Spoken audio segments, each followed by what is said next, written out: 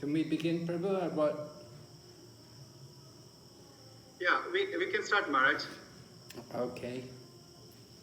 Om Jnanatimmirandasya Gyananjana Shalakaya Chaksurun Unmilitam Yena Tasmai Shri Gurave Namaha Namo Om Vishnu Padaya Krishna Prestaya Bhutale Srimate Bhakti Vedanta Swami Niti Namane Namaste Saraswati Devi Gauravani Pracharine Nirvishesha Shunyavadi Paschatya Deshatarine Vanchakalpatarubhyascha Kripa Sindhu Bhayevacha Patitanam Pavanebhyo Vaishnavibhyo Namo Namaha Jai Shri Krishna Chaitanya Prabhu Nityananda Shri Advaita Gadadhar Shri Vasari Gaur Bhaktavinda Hare Krishna Krishna Krishna Hare Hare Hare Rama Rama Rama Hare Hare. All right, so we welcome everyone to our Bhakti Vaibhava study, and we're on the 5th canto, Vedic Cosmology. And we've been hearing about Bhumandala.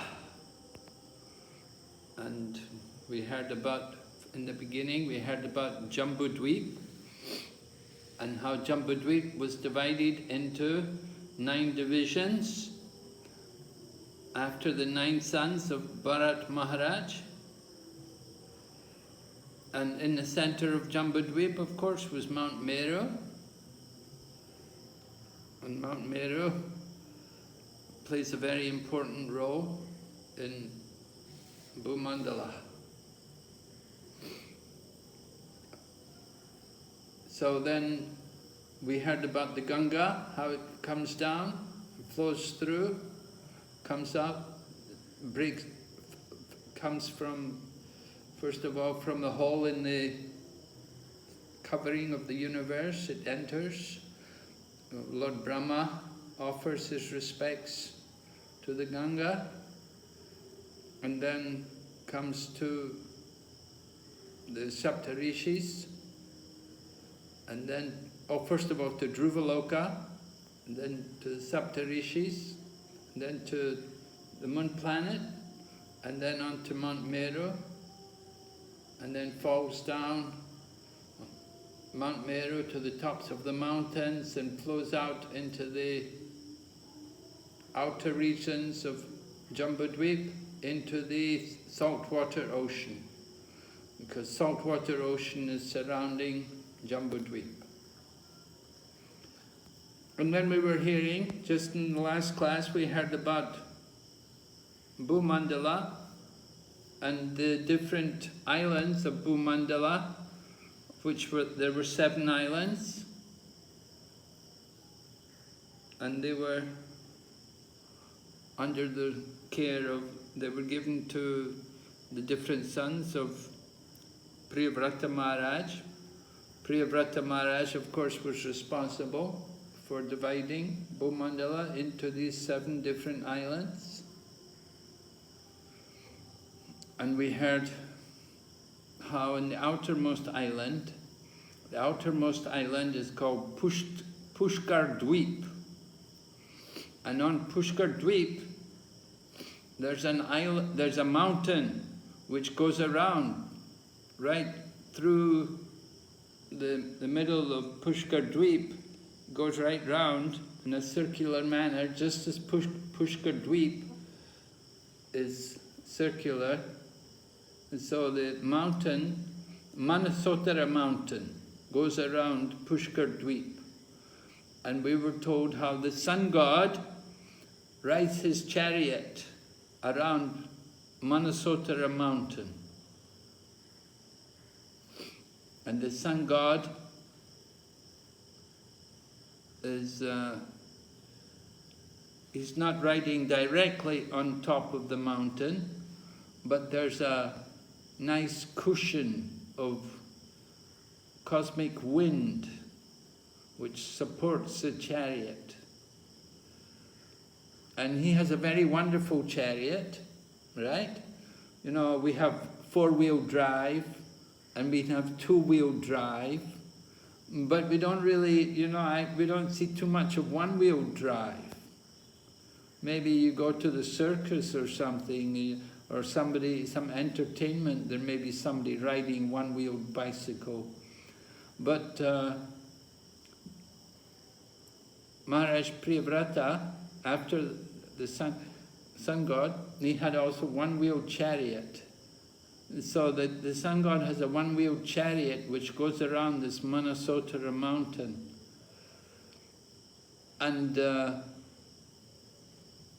there's some photographs also of one-wheeled chariots. They have replicas of the sun god's chariot. In Sringeri, for example. Sringeri means the Shankaracharya Mutt in South India. It's a quiet place. I went there many years ago when I was when I was traveling with the Bhaktivedanta Book Trust library party. I was with Mahavishnu Swami, and we were traveling around India, and we had the opportunity to go up there to Sringeri and introduce some of Prabhupada's books there. They have an ashram, they train Brahmins there. So there was a photograph of the sun god's chariot there. The sun god's chariot, well, they had not a photo, there's actually is a chariot there.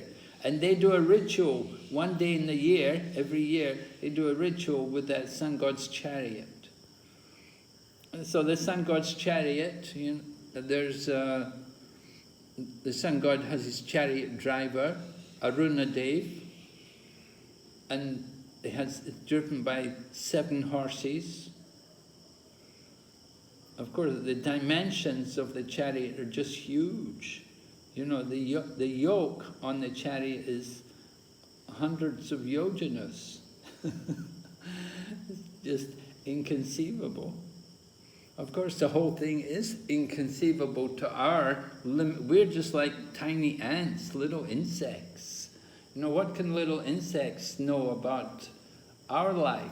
In the same way, what do we know about the life of these higher beings on the higher planets, on these regions of the universe which we don't have the opportunity to actually go and visit, but by the grace of the Vedic literature, we have the opportunity to hear about them. And it's very wonderful, very amazing. I was hearing today, there's a reference from Tulsidas's Ramcharitmanas. Now Tulsidas, he's about the same time as Lord Chaitanya Mahaprabhu. It's like about the 16th century, 15th century. Lord Chaitanya was 1486, he appeared. So Tulsidas, I don't know quite when, maybe he came a little bit before, but he's 15th century. So he'd written in his Ramcharitmanas, he'd written about Hanuman, how Hanuman wanted to go to the moon, to get to the moon. And he described the distance to the moon. And he described the distance to the moon as Yugam Sahasra, something like that with Yuga, and the Yuga means a Divya Yuga, and Sahasra means 1,000 Divya Yugas. So he described the distance, and when you calculate that distance in terms of kilometers, it's almost exactly the same as the modern day figure for the distance between the earth and the sun. So the figure which is given there by Tulsidas in his book 500 years ago compares almost exactly with modern day scientific research. So what is the value of the scientific research? Simply they're confirming what is already there in the Vedic literature, what is already known from the past by these learned authorities, by these saintly persons. All right, so we're. I also heard today. I heard one letter which Srila Prabhupada wrote to Bhakti Swarup Damodar Das, who later on became Bhakti Swarup Damodar Goswami. So Bhakti Swarup Damodar Maharaj, or as he was initiated by Srila Prabhupada, he was Swarup Damodar Das. He headed up the Bhaktivedanta Institute for the movement.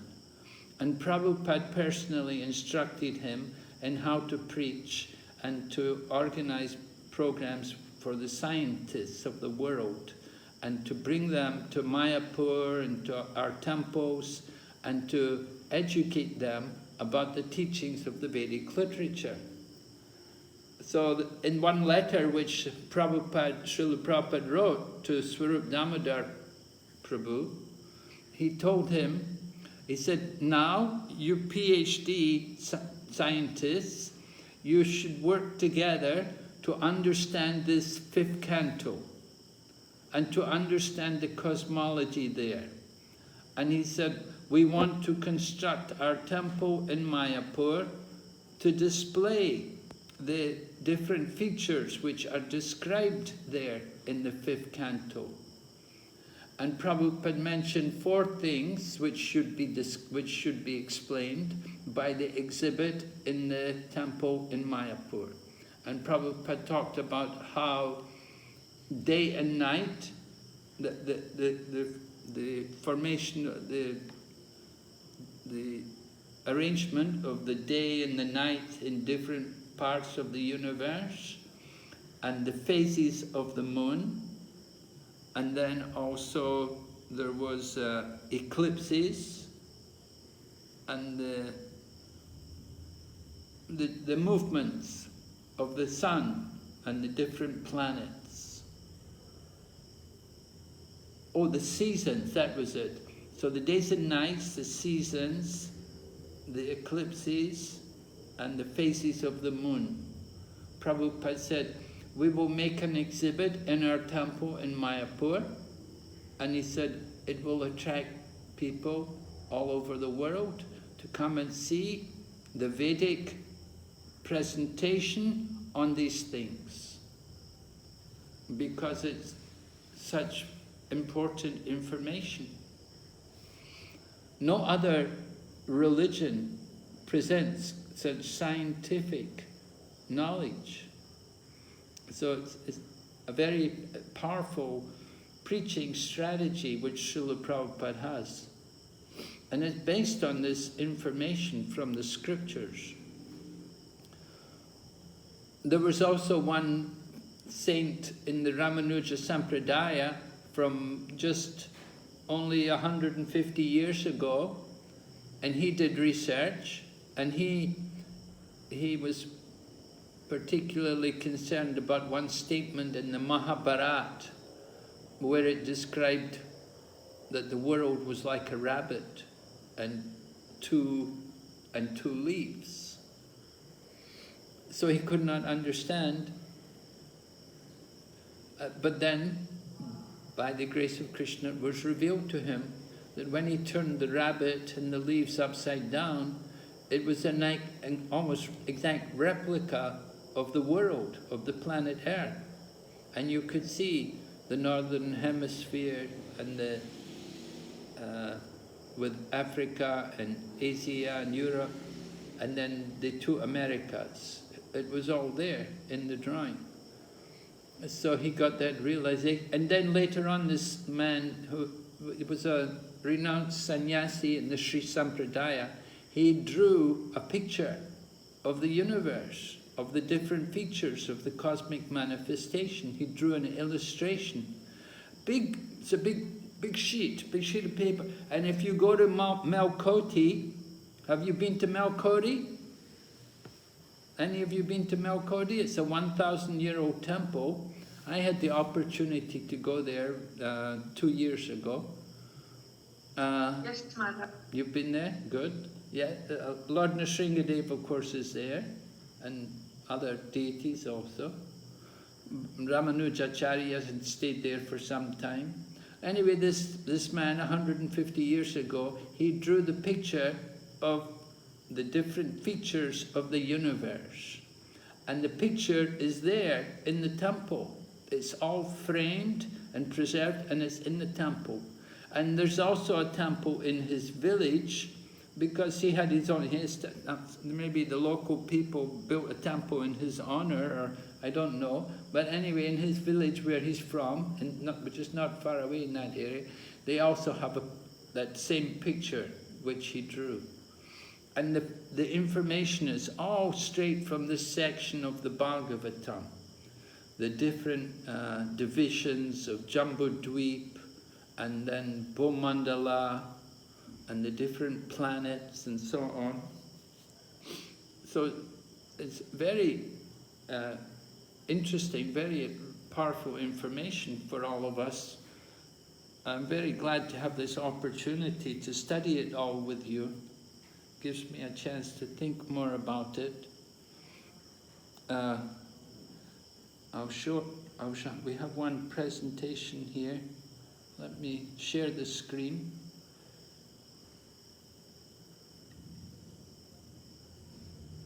Can you all see this? Yes, Maharaj. Yeah, okay.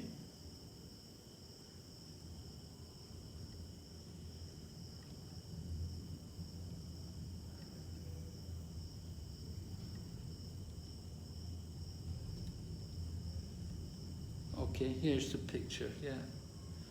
All right, so here's the picture. You can see here, this is Bhumandala. And here in the center here, this is Meru Mountain. You can see part of Meru Mountain goes into the ground. I think 16,000 yojanas goes into the ground. And 84,000 yojanas are up. And here, holding up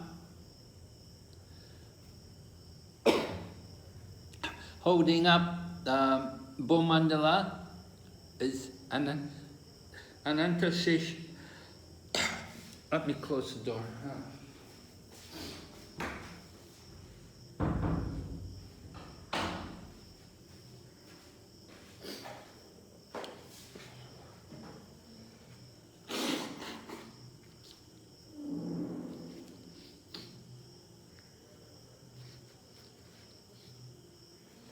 It gets a bit drafty in the night, and the cold air, the big change.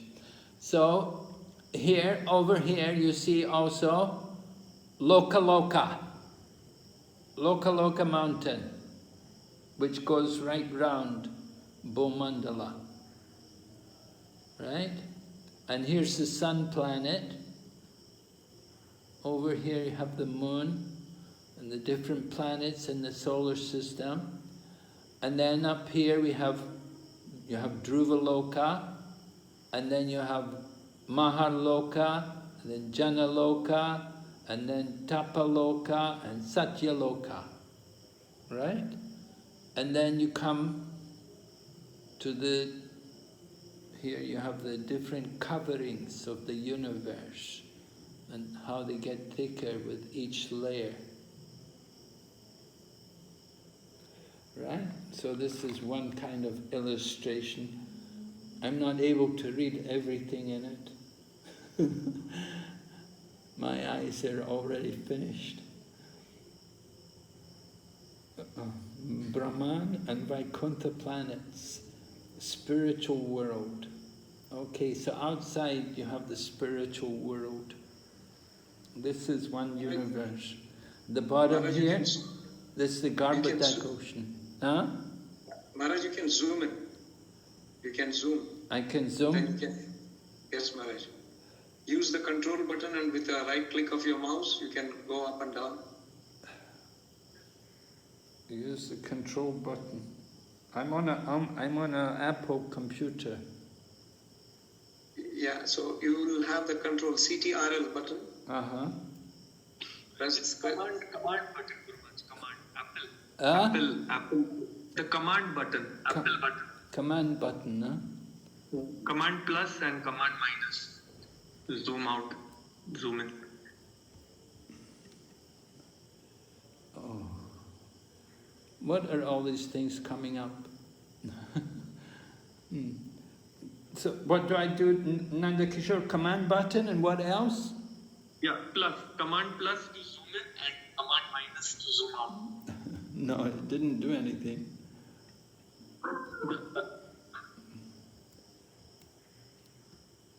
The Apple button, Apple. Command plus, but nothing happens. You'll have to press it together, Maharaj. Command button and plus. Yeah, I'm doing the sign plus. I'm doing it together.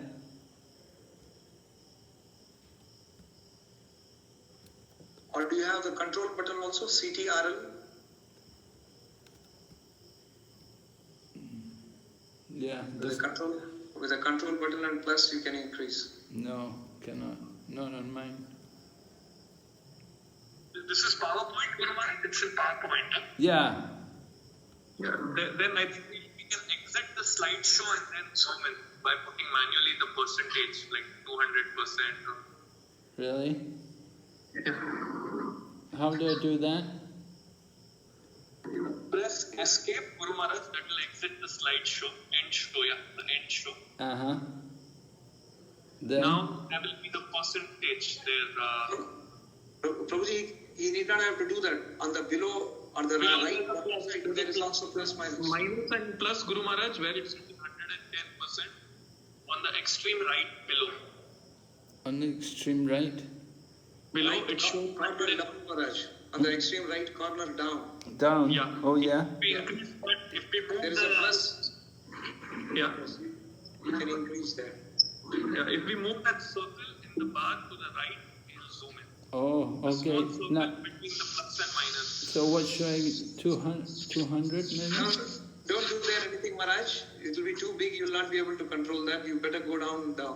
Well, it's 200, 100? No, you don't do anything there, Maharaj. Okay, in the percentage you put 140. 140.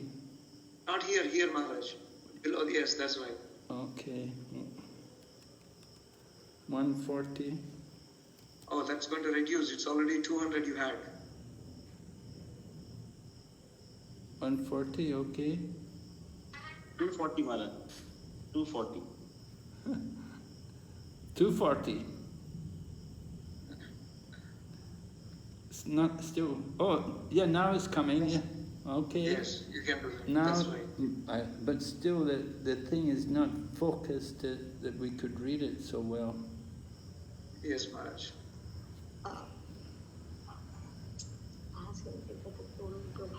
Yeah, the typing is not clear. Anyway, thank you for teaching me how to how to do this. Now, anyway, you can see the planets. Here's the sun, and here's Meru, and this must be the moon, and then Venus, Mars, Saturn, Mercury. What is it? This one? Is it Jupiter, Maharaj? It is Jupiter, Maharaj. Is it Jupiter? Okay. The Jupiter. Okay, right. And then Dhruvaloka, I said all these ones. I knew all these, Dhruvaloka. Right? And over here, they're saying this is, what does it say? It is Bhumandala. Bhumandala. Bhurloka. Bhuloka, okay. Yeah. And then 28 hellish planets. Oh, 20, below that, at the bottom, below that, at the bottom here, 28 Yes, hellish Maharaj. planets, okay.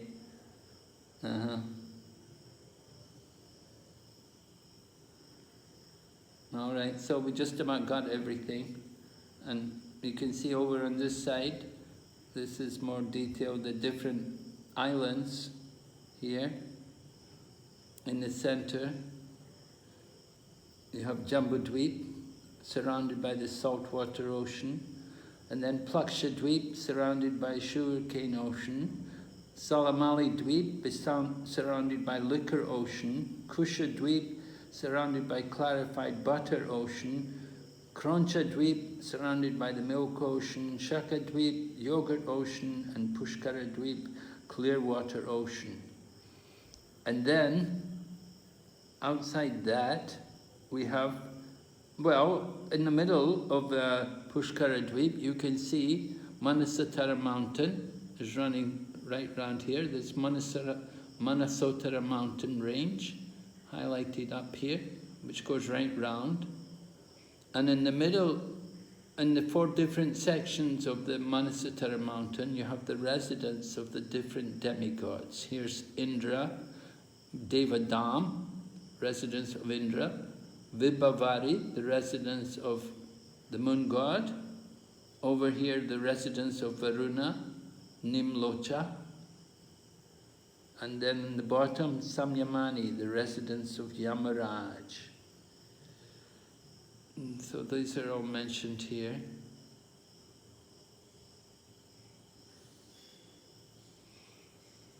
Okay. So,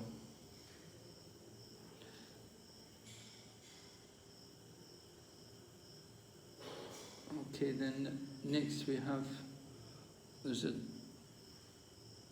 is on, well, we'll discuss this later as we go on. Uttarayana and Dakshayana, that's going to be discussed. Okay, let's see. The movements of the sun, chapter 21. Okay, I'll read this chapter overview. This chapter informs us of the movements of the sun. Of course, there's different theories. You know, in the Vedic concept, we say the sun is moving, but the modern theory is that the sun is in the center of the universe, and all the planets revolve around the sun. And the earth, they also consider the earth also to be revolving around the sun. But that's not what Srimad Bhagavatam says.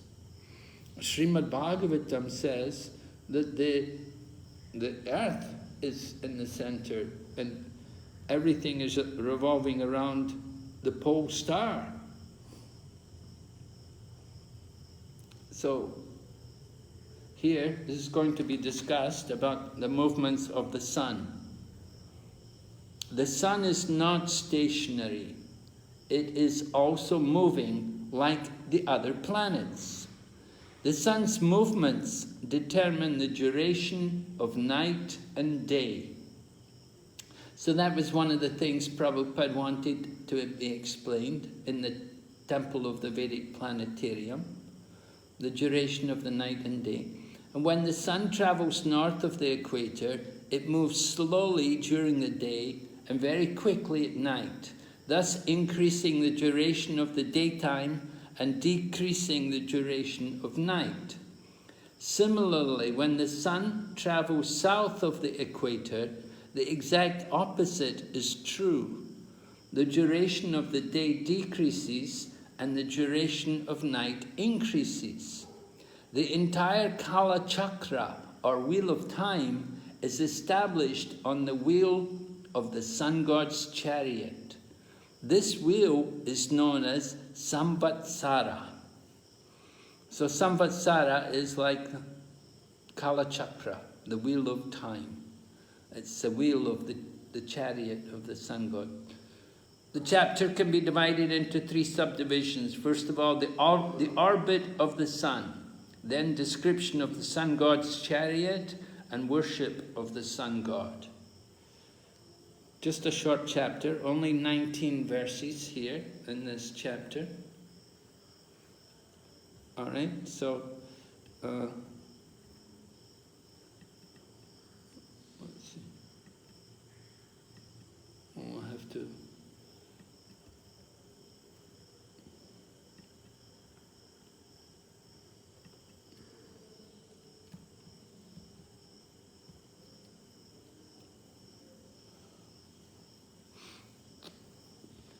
All right, so one of the things which to be discussed about the day and the night, and we know the lengths of the day and the night change. In the winter time we have a short day and a long night. In the summertime we have the long day and the short night. And so it's explained by these terms, Uttarayana and Dakshinayana. Is everybody able to see the PowerPoint? Is it okay? Yes, Maharaj. You can see see? Maharaj. Okay, good. All right. So, a reference from the Linga Purana. During Uttarayana, Dhruva looses the ropes down. So here's Dhruvaloka. Here's Dhruvaloka, you can see, and there's the sun, and you see the sun moving down. So Dhruva looses the ropes during Dakshinayana. And during Uttarayana, Dhruva pulls the ropes up. So Uttarayana is when the sun moves north. You can see the sun moving north, moving up the rope here. Good graphics, huh? So when Dhruva looses the ropes, Dakshinayana, they become longer. So then the chariot moves into inner tracks, day after day, for 180 days. In other words, for half a year. And when that happens, the radius of the orbit decreases. And because the radius of the orbit decreases, the circumference of the orbit decreases. And therefore the speed of the sun has to increase.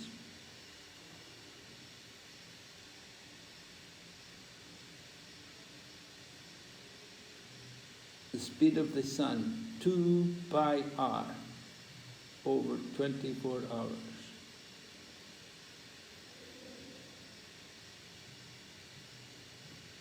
So the circumference of the orbit decreases. So the speed of the sun also decreases, increases. The speed of the sun increases. Oh, this it keeps changing. We're in Dakshinayana now. Of course, when it's in Uttarayana, the speed, if the circumference increases, the speed will have to increase. And if the circumference decreases, the speed will also decrease. So here's Dhruvaloka, down here is Mount Meru, and here's the sun. And you can see that it's like it's described to be like an oil pressing device, which is used later on. They give that example, the connection between Dhruvaloka, or the pole star, the sun planet, and Mount Meru, and how the sun is moving.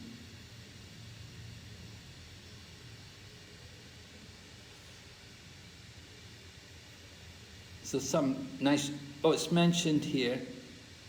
Well, I'll just read this to you. The Supreme Personality of Godhead continued, "My dear Dhruva, I shall award you the glowing planet known as the pole star, which will continue to exist even after the dissolution at the end of the millennium. No one has ever ruled this planet, which is surrounded by all the solar systems, planets and stars.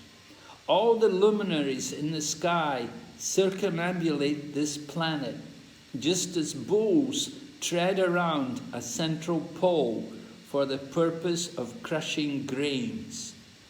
Keeping the pole star to their right, all the stars inhabited by the great sages like Dharma, Agni, Kashyap and Sukra circumambulate this planet, which continues to exist even after the dissolution of all others. From Srimad Bhagavatam, 4th Canto, 9th chapter, verse 20. And then the living entities residing on Sumeru mountain are always very warm, as at midday, because for them the sun is always overhead. Srimad Bhagavatam 5.21, verses 8 to 9. So for people residing on Mount Meru, the sun is always overhead. It doesn't appear to be overhead in this diagram, but actually it's not drawn to scale. You can note also how Mount Meru is tapering and the sun planet is above it's not resting on Bhumandala, it's above Bhumandala, and according to the seasons, according to how Dhruva pulls on the rope, sometimes the sun comes up and sometimes goes down. Sometimes, in other words, sometimes the sun increases its height and decreases the radius. And sometimes, so Uttarayana is going north and Dakshinayana, of course, is going south. So this is when the sun goes south, then the day is reduced and the nights are longer. And when the sun comes up north, the days are longer and the nights are shorter. So summer and winter, they're experienced in different ways in different parts of the planet. But for Mount Meru, people on Mount Meru, they're always warm because the sun is always overhead.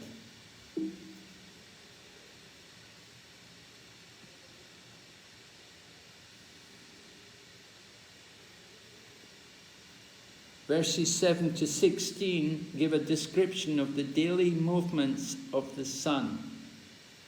The sun's path on Manasatara mountain. The sun travels over all sides of Manasatara mountain in a circle with a circumference of 95.1 million yojanas. On top of Manasatara mountain are the residences of 4 demigods in the 4 directions. So we saw this already in Mount Meru, and on Mount Meru they had also 4 demigods residing. So here also at Manasatara mountain, we have the demigods also with their residence. On the east side, the city of Indra. On the south side, city of Yamaraj. And on the west side, the city of Varuna. And on the north side, the city of Soma. 10, the speed of the sun. When the sun travels from Devadani to Samyamani, it travels 23,775 million yojanas, 1/4 of its total orbit of 95.1 million yojanas, in a time of 15 gatikas, or 6 hours. 1 gatika is 24 minutes. Then 11, the sun travels through the demigod residences from Samyamani to Nimlochani to Vaibhava to Devadani. Okay, so in the diagram you can see the different residences. So in this way, the sun is traveling.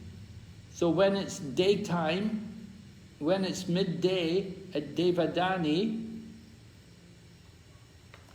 it's going to be midnight at Nimlochani. And when it's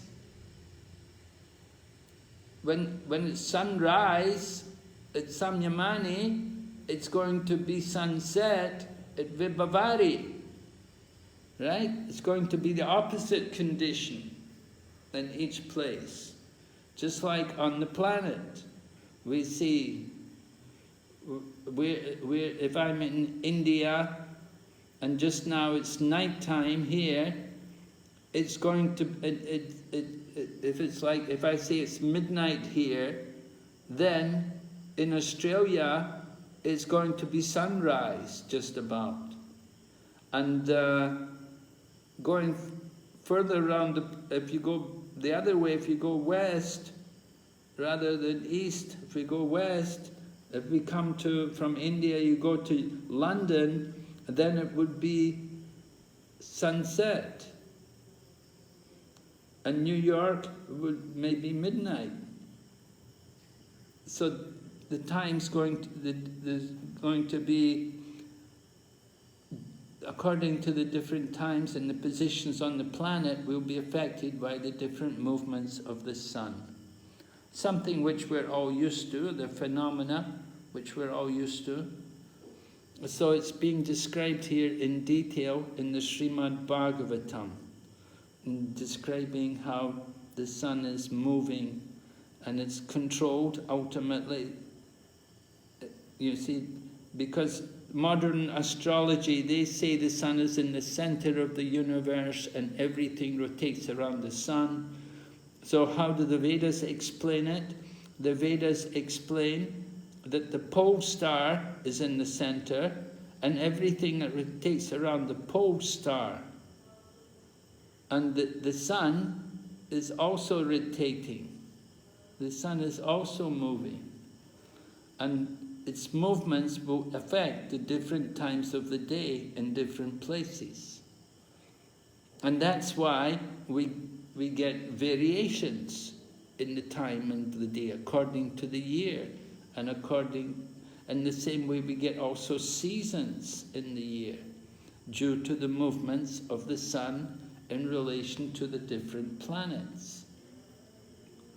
It's important for us to appreciate the very intricate design which is here within the universe, which shows the sophisticated, the very high-level intelligence of the Supreme Lord in designing the universe. That he arranges these different periods of time throughout the year and throughout the day,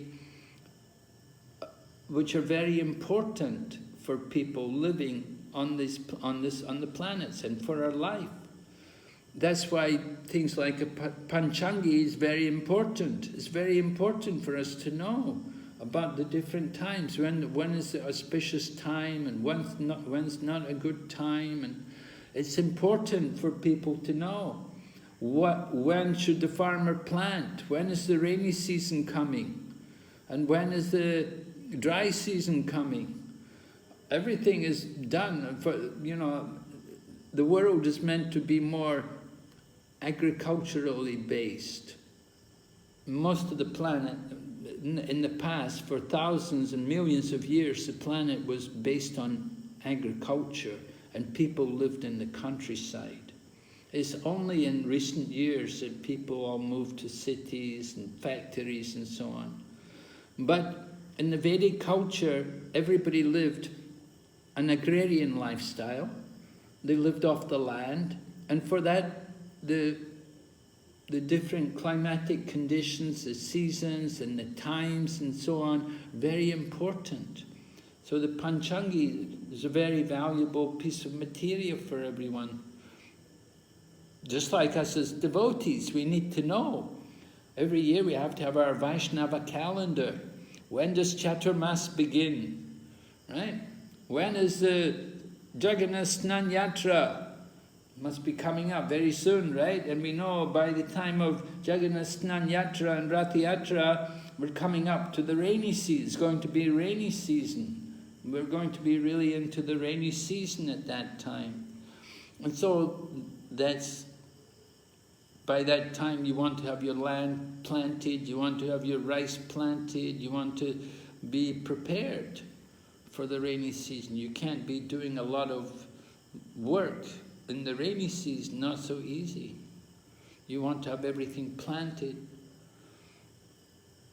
And similarly, for social functions like marriages, there's auspicious times. When people want to marry, they want to marry at an auspicious time and take advantage of the different planets to get the blessings. And so all of these things are very important. And the Lord Krishna designs the universe in such a way that we can know all of these things. Bhagavad Gita also says, all right, chapter 16, at the end of chapter 16, it says that if one who doesn't follow the Shastras, then he will not achieve happiness or success or the supreme destination. Right? Na shastra vidimachrijya vartate kamakarata na sasidim avapnoti na sukham na param gatim. But then the next verse says, if you follow, then you will get everything. Everything can be achieved by following the principles of Shastra. So this is very important. We want to understand the Shastras very carefully. And this information is given to us in the Shastras to tell us everything about the universe. Okay, let's see. Well, this is the rest of the chapter, talking about the worship of the sages, how the Valakilyas worship the sun god. The Valakilyas, each the size of a thumb, stay in front of the sun god and offer him eloquent prayers of glorification. 60,000 sages, of course, but they're only the size of a thumb. So, you know, we were dealing with very big people and huge mountains and very astronomical sizes, and now we've told 60,000 people, each the size of a thumb. Other sages, Gandharvas, Apsaras, Nagas, Yakshas, Rakshasas, and demigods form into groups of 2, 7, or 14, and assuming different names each month, continuously perform rituals to worship Surya Dev, who has many names. Speed of the sun god's chariot. In his orbit through Bhumandala, the sun god traverses a distance of 95.1 million yojanas at a speed of 2,000 yojanas and 2 kroshas in a moment. I don't know where to get these things from. This is Shastra. We have to accept, right? All right, so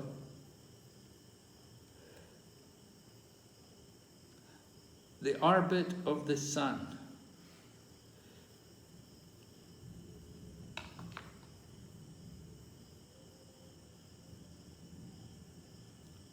The sun moves in orbit around the pole star, and it moves around the Manasatara mountain,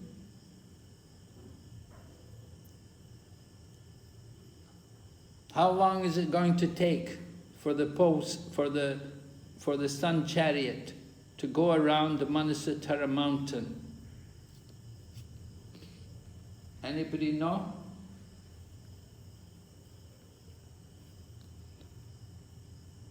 How long will it take for the sun god to go around Manasatara mountain?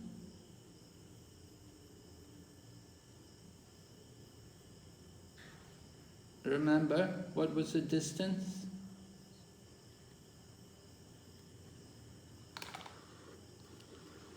Manasatara mountain, the circumference of the Manasatara mountain, 95.1 million yojanas.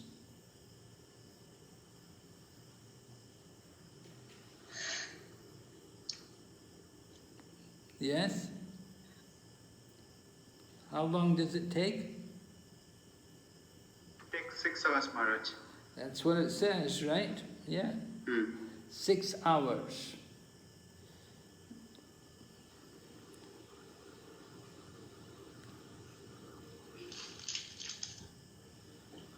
Maharaj, this 6 hours, it is as per humanly calculation or it's other time zone, Maharaj? Well, when the sun travels from Devadani to Samyamani, it travels 1/4 of its total orbit. So that's only 1/4, 6 hours, you see? So it's the whole, the full circumference is going to take 24 hours. 24 hours. 24 hours. One day, right. 1 day. Yes. But that's how it makes day and night for the demigods in 24 hours. Sorry? That's how it makes day and night for them in demigods, 12 hours day and 12 hours night. Yes. It takes 24 hours. It's making day and night for the whole universe, for the heavenly planets, for Bhuvarloka, and for the Bhumandala also. Jambudweep, Bhumandala. For us, it will take 1 year, right? Huh? For the universe, it will take 1 year. It will be like 1 year. For the for our planets, 1 year? Yes, Lord. For the Earth's planet, it will be like 1 year. And for the demigods, it will be like 1 day, 24 hours. Well, of course, 1 day of the demigods is equal to 1 year for us.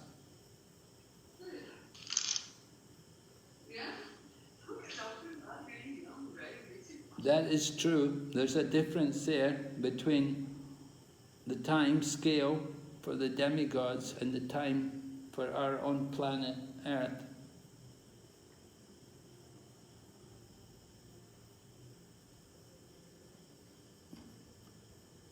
All right, so we're given this information about the daily movements of the sun.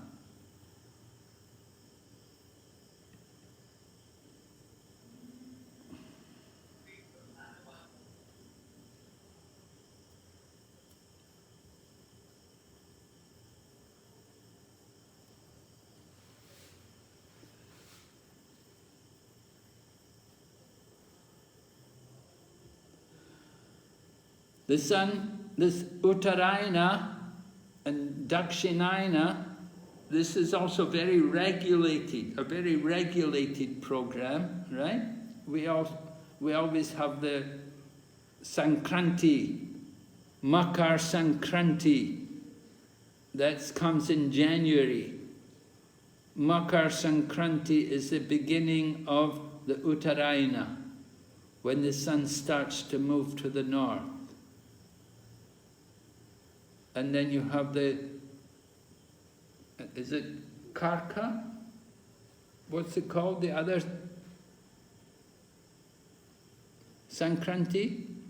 I think it's Karka Sankranti, which comes in July. So there are these two periods, the Uttarayana and Dakshinayana, very regulated, very systematic every year. The sun moving gradually, going south, and then at a certain point, when it comes to the Sankranti, then starts to come back, comes north again. And if you take a photograph of the sun every day at the same time, if you take a photograph of the sun every day at the same time, you'll see how over a year, the motion of the sun, how it makes a figure like an 8, like a figure 8, and you can see how the sun is moving as it comes every day.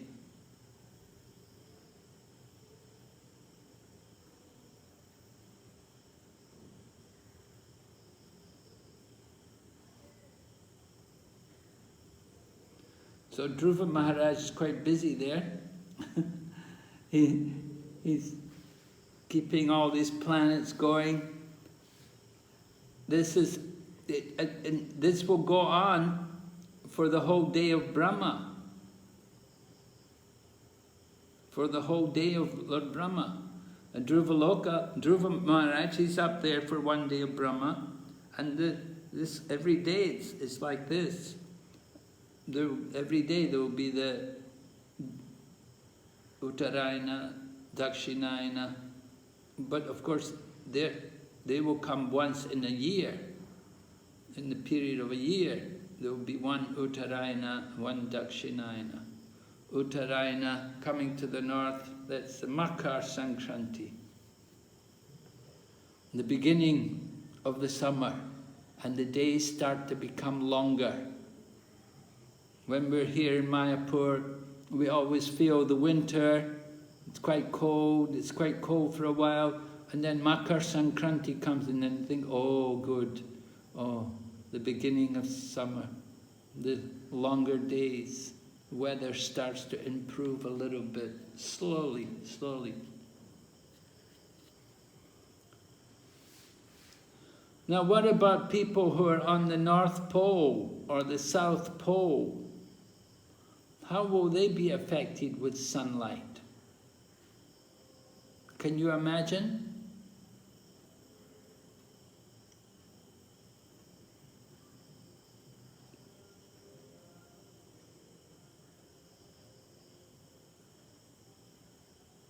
Anybody?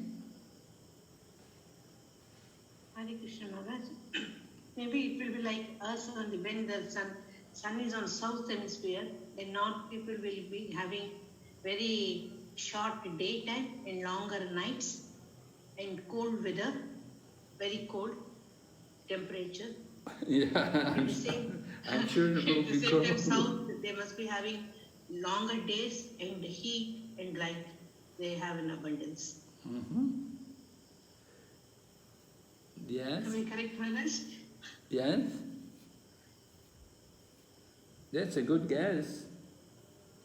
Actually, they tell us that when the sun is moving to the north, Uttarayana, at that time the North Pole will have 24 hours sunlight.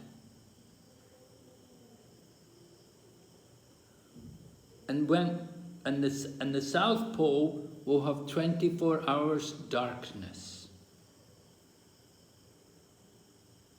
And when the sun is moving south, Dakshinayana, then the South Pole will have 24 hours sunlight. And the North Pole will have 24 hours darkness. But there's a special day, a special period when it's called equinox. When the sun is like at the equator. So when the sun is at the equator, then April 14th. April. Yes? What? April 14th, yeah. Okay. So what happens at that time? 12 hours night and 12 hours day in the equatorial region. Right. 12 hours night time, 12 hours day. Just like Singapore. You know, Singapore is almost on the equator. And if you look at their, if you look at their climate throughout the year, practically it doesn't change. From one month to another, it's about 12 hours sunlight every day. Practically it doesn't change because they're right there on the equator. So a little bit variations, but not a lot. But as you go north and as you go south, then you can see big variations. So the South Pole will have 24 hours darkness for 6 months. Then it will have one day when it will have some 12 hours light. And then the next day, then it will be 24 hours darkness. And the same, in the opposite ways for the North Pole. Changes like that. So this is the arrangement. Different people, according to their karma, are placed in these difficult situations, different physical conditions. Some places have more sunlight and some places have less.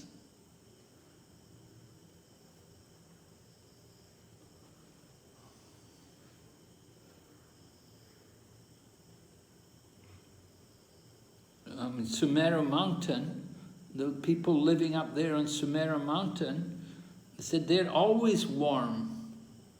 It's like Singapore people, I guess, as of midday.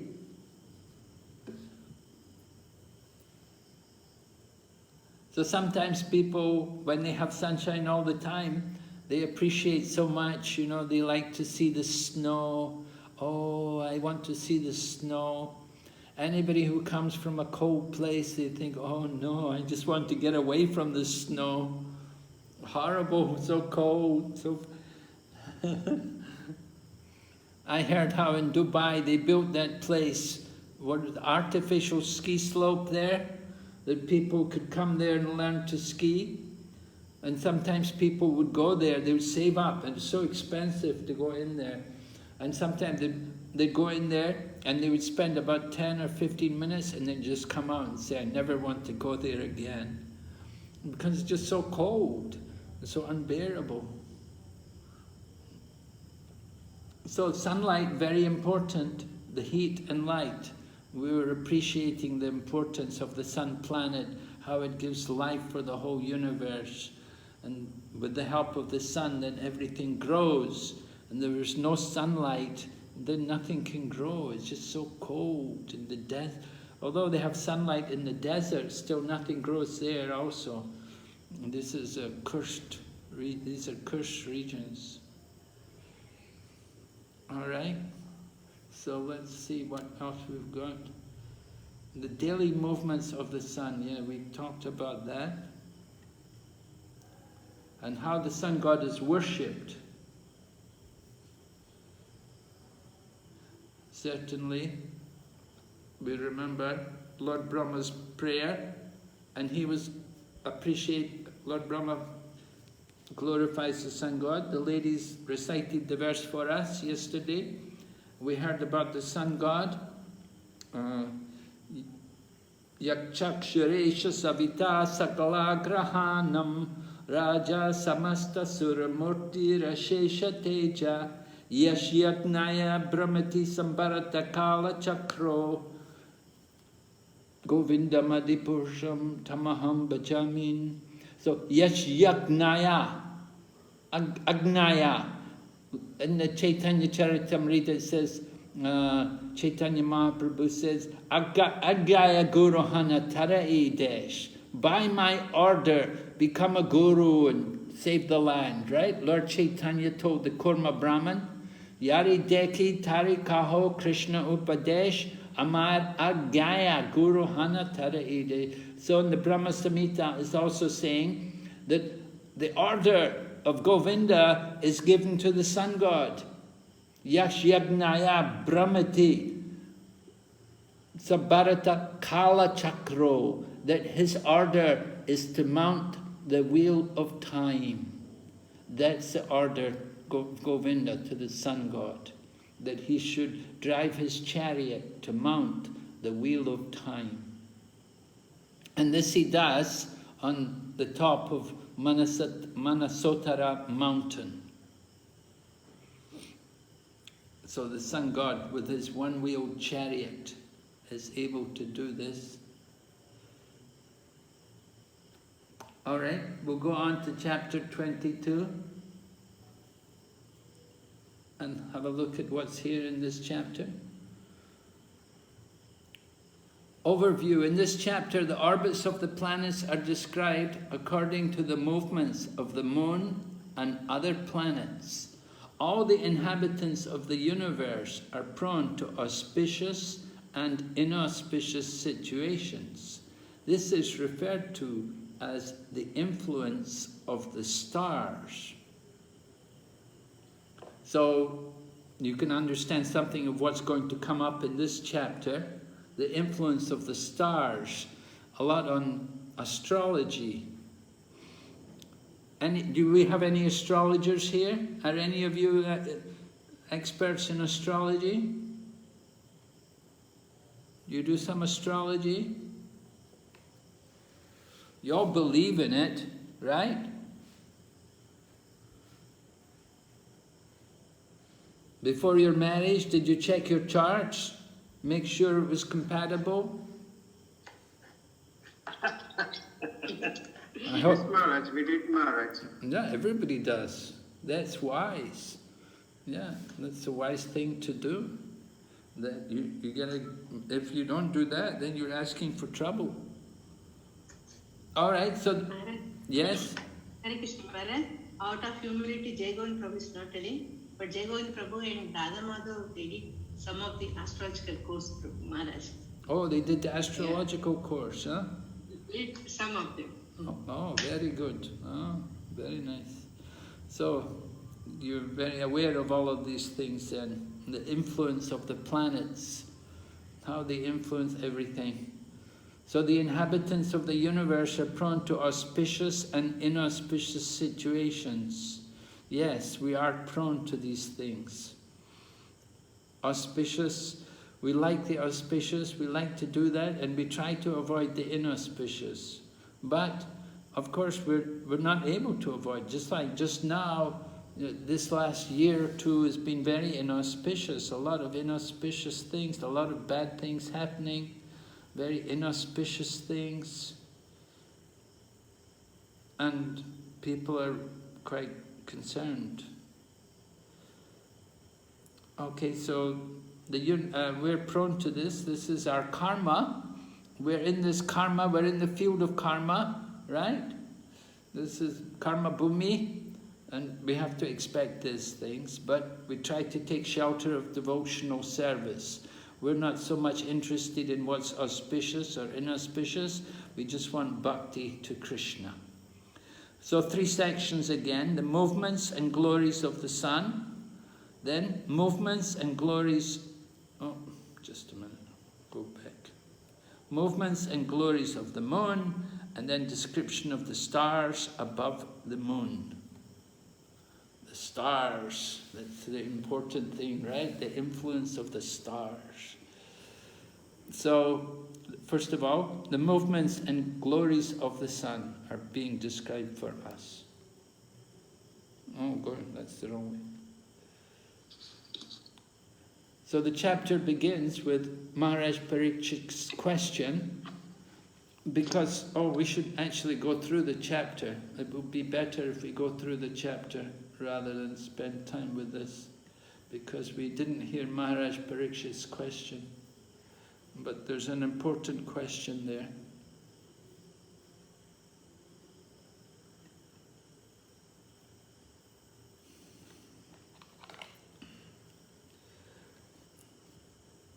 Okay, I'm going back to the beginning of chapter 21. I don't want to go through this chapter too quickly because we have to get it fully understood. We want to be clear about it. So Sukadeva Goswami said, the diameter of the universe, 4 billion miles. 50 crores of yojanas. That's the diameter of the universe. So he wants to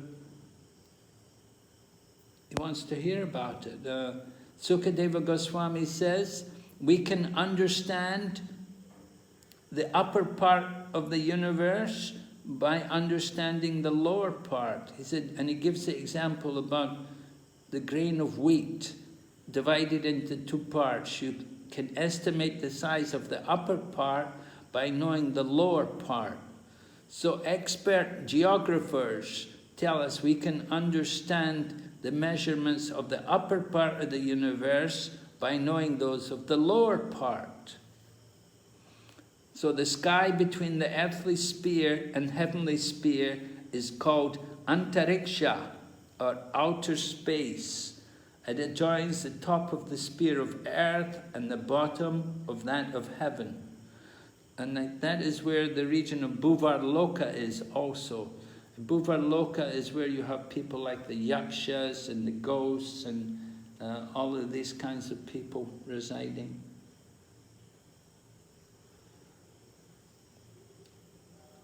Alright, so then in the purport Prabhupada discusses about the movement of the sun. The sun's movement will determine the duration of the day and night. So we've covered that. And then Manasarata mountain, the abode of the 4 demigods, we heard about that. Diametrically opposite, the sunrise takes place, and one place where the sun's rising, the opposite side the sun is setting. All right? And the entire Kala Chakra, the wheel of time, is established on the wheel of the sun god's chariot. So this is important to understand, that there's a wheel of time, the Kala Chakra. And we hear about the sun god and the 7 horses and the sages all worshipping the sun god, 14 Gandharvas, Apsaras, other demigods. Thus the sun god travels through the universe. 760,800,000 miles at a speed of 16,004 miles at every moment. High speed, huh? Sukadeva Goswami said, I have thus described the diameter of the universe, its general characteristics, according to the estimation of learned scholars. Then the example of the wheat, you can know the upper part by understanding the nature of the lower part. And he's applying that to the universe.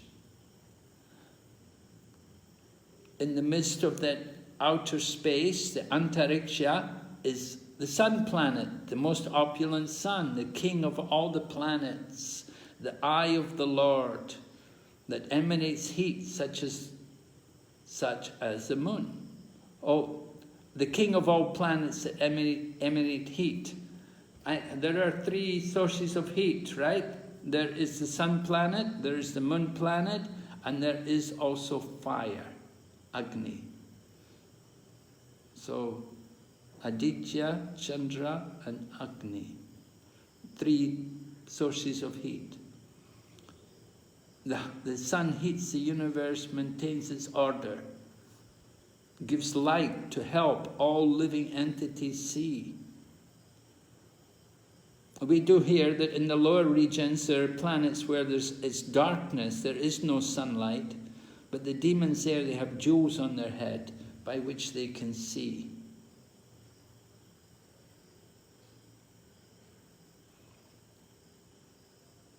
So then they discuss about Dakshinayana and Uttarayana.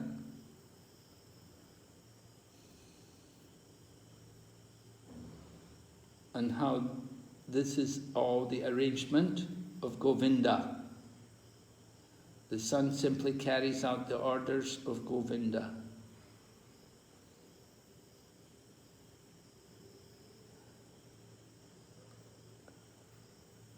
Prabhupada writes, we foolishly see the activities of material nature without understanding the Supreme Personality of Godhead behind them, as confirmed in Bhagavad Gita. Madhyakshena prakriti, material nature carries out the orders of the Lord, thus everything is maintained in an orderly way. So then Sukadeva Goswami discusses more about the duration of the day and night and how they increase and how the sun passes through the different signs of the zodiac. 5 signs of the zodiac, it will pass through 5 signs of the zodiac, and then will come to Cancer, and then gradually decreases. Day and night again become equal in Libra. So the signs of the zodiac, there are 12 signs of the zodiac. The sun passes through the 5 signs beginning with Vrishika or Scorpio. Then the duration of the day increases, and gradually it increases month after month until day and night become equal in Aries. Until the sun travels to the south, the days grow longer, and until it travels to the north, the nights grow longer. So we explained all this. So then Sukadeva Goswami gives some dimensions. The Manasotara mountain is in the form of a circle. Circumference 95,100,000 yojanas, or 760,800,000 miles.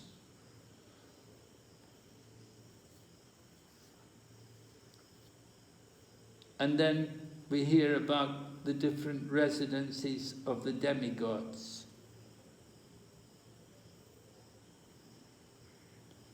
How there are 4 demigods with their residencies in the 4 different sections of Manasotara mountain.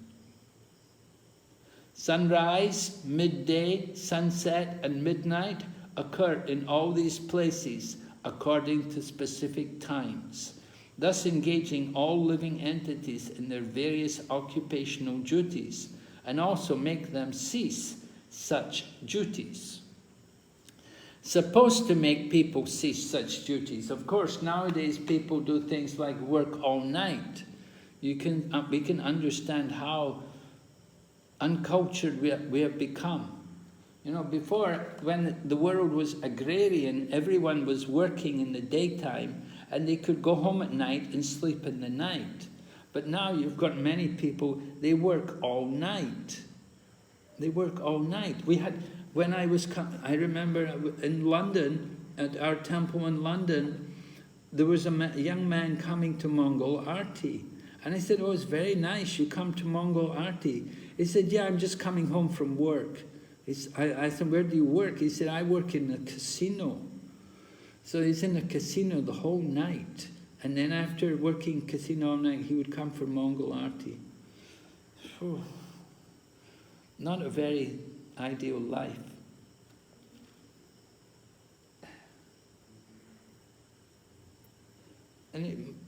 This is unfortunately the way of life for many people today. They have to work all night, but it's not meant to be like that. Krishna arranged day and night so that people could sleep in the night, and you get the better rest in the night. When you have to sleep in the daytime, it's not so good. You cannot get proper rest. I had the experience myself. I was working, when I was a student, I got a job in the summer holidays. I was working in a factory all night. And I'd come home in the daytime, I couldn't sleep. It was impossible, terrible. You may sleep a little, but it's not the same. So then it mentions about the people in Sumeru, they're always warm. The sun moves counterclockwise, facing the constellation, with Sumeru mountain on its left. It also moves clockwise and appears to have the mountain on its right, because it is influenced by the Dakshin Avarta wind. So this is going to be the question which is brought up at the beginning of the next chapter. Maharaj Parikshit wants to understand, how can it be that the Sumeru mountain is in one place it's on the left, and another time it's on the right? How is it possible that the sun is always moving counterclockwise, that in one place it's on the left and then it also appears on the right? So this is like a contradiction. Anyway, Sukadeva Goswami continues, people living in countries at points diametrically opposite to where the sun is first seen rising will see the sun setting. The sun is first seen rising when the sun is first seen rising, we'll see the sun setting. And if a straight line were drawn from a point where the sun is at midday, the people in the countries at the opposite end of the line will be experiencing midnight. Right, we know that when it's midnight in Australia, then in London it's going to be midday practically.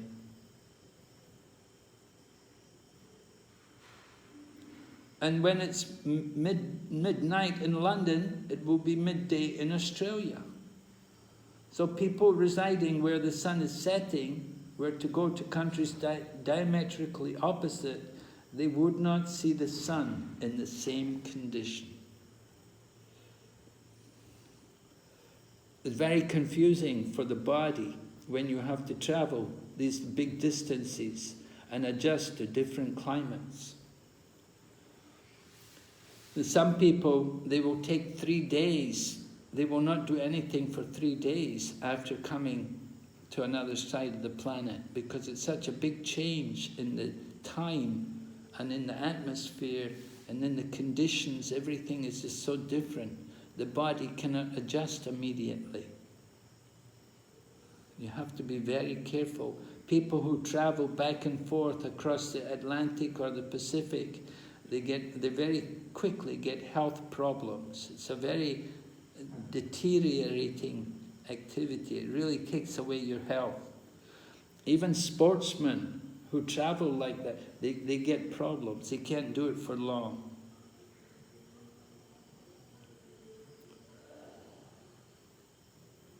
So then we hear the distances. The sun travels to the different places. The 4 residencies of the demigods. And Prabhupada's purport, he quotes that verse you told me from the 10th chapter, Nakshatraram aham shashi, of stars I am the moon. And Prabhupada said this indicates the moon is similar to other stars. Within this universe there is one sun, which is moving.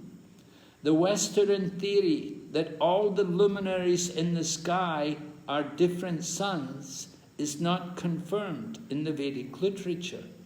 Nor can we assume that these luminaries are the suns of other universes, for each universe is covered by various layers of material elements. Therefore, although the universes are clustered together, we cannot see from one universe to another. Right? We're covered. We're like the chicken in the egg. You can't see outside the egg until you break the egg.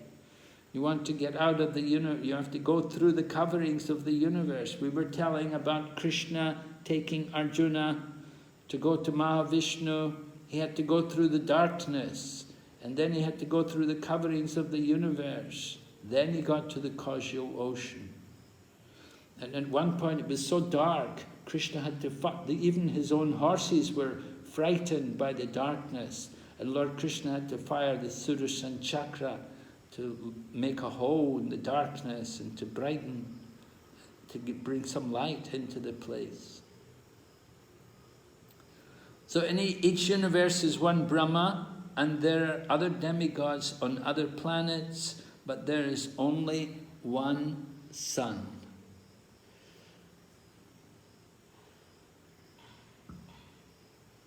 And the sun god is called Traimaya, and worshipped by the words Om Bhu Bhuvaswa.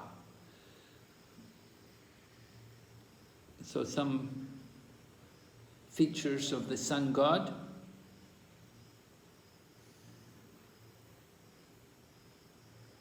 And it said actually not only does the sun god have a chariot, each of the planets actually they're on a chariot. So when they're moving, you know, these planets, they're also on their chariot.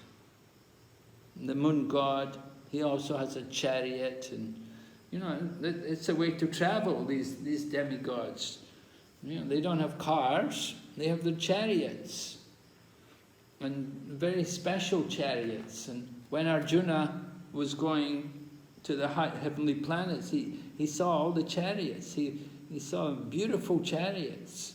How these different demigods, sometimes the people who were killed in battle, the men who died in battle, they also have, they're given a chariot in the heavenly planets.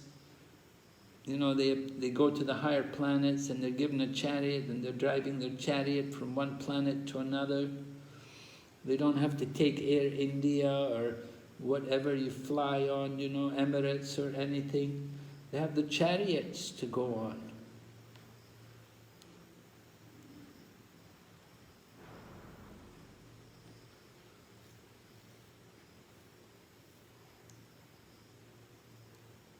And then the unique feature of the sun god's chariot, one wheel. So Samvatsara, the wheel of time, the Kala Chakra. And this wheel of time is described, the Kala Chakra is described, 12 spokes representing the 12 months. And then there are 6 sections of the rim. The wheel is built in pieces, and there are 6 sections of that rim, and this represents the 6 seasons. And then there are 3 hubs representing the 3 Chaturmasya period. The 3 periods, the 12 months are divided into 4-month periods each. So that's by the 3 hubs. One side of the axle, carrying the wheel, rests upon the summit of Mount Sumeru, and the other rests upon Manasotara mountain. Not exactly on the mountain, but on the cushion of wind or special air which is arranged by the Lord to provide for the proper travel of the sun god as he goes around Manasotara mountain. And the example is given just like the oil pressing machine. So that oil pressing machine is described. Nowadays they still have oil pressing machines. They've been automated, of course. In the past it used to be they'd have a bowl, and still some places they'll use the bowl, but very convenient system to grind the grains or to grind the different seeds to produce the oil. And the same principle is used in arranging for the sun god to go.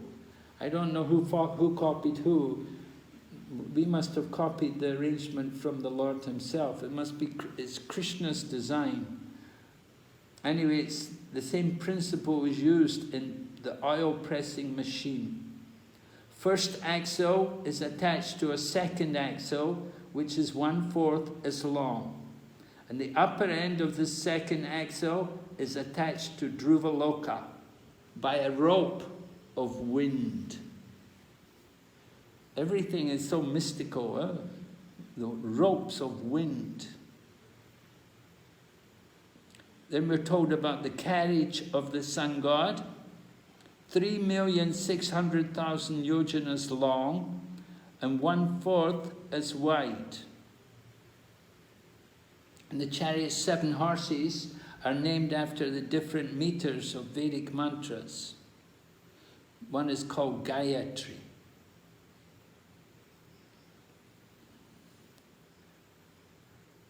So this chariot continuously carries the sun god. So the sun god's very dedicated. You can imagine it spends his whole time just going around, mounting the wheel of time, from the beginning of the day of Brahma to the end of the day of Brahma. The night of Brahma, I wonder if he must still be going around, maybe in the night of Brahma, because the night of Brahma is only a partial annihilation. But it particularly mentions about the day of Brahma, from the day of Brahma, the beginning of Brahma's day to the end of Brahma's day.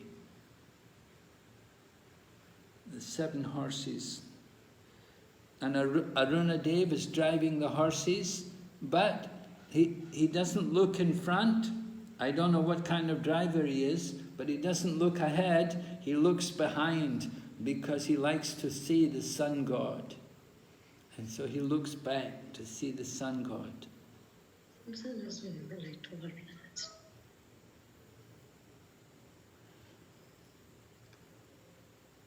And then the Valakilyas are described,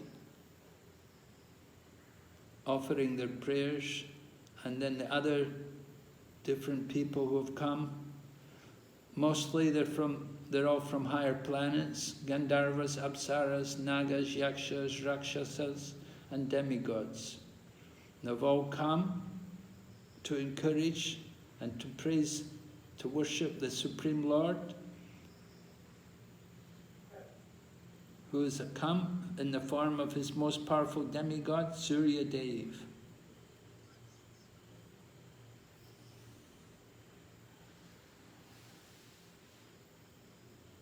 So their activities are described.